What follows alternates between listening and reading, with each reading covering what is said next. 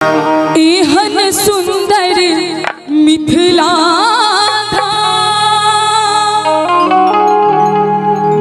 दूसर पायब कोने ठाम कि दूसर पायब कोने ठाम दुल्हा दुल्हन सीताराम जनकपुर में है दुल्हा दुल्हन सीताराम जनकपुर में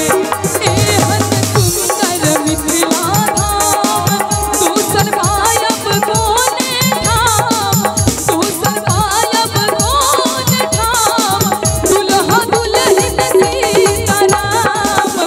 जनकपुर में है दुल्हा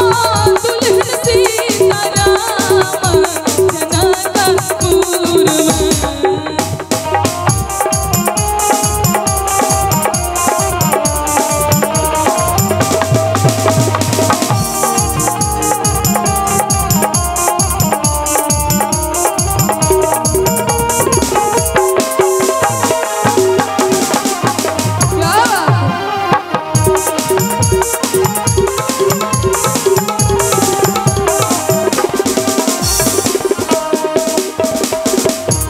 हम नहीं करबै ककरो जखन मिथिला हमर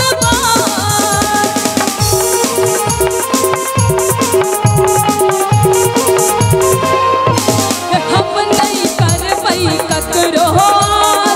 जखन मिथिला हमर बास जखन मिथिला हमर बास हमर बहिन छथि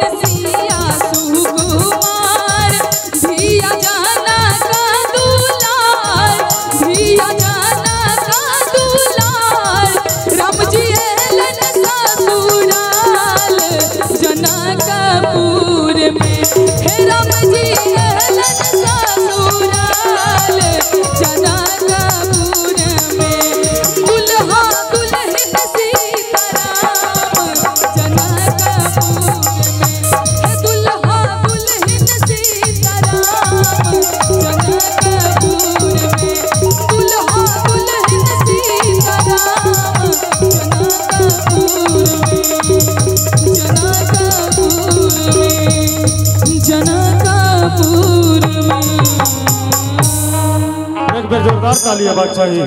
चांदनी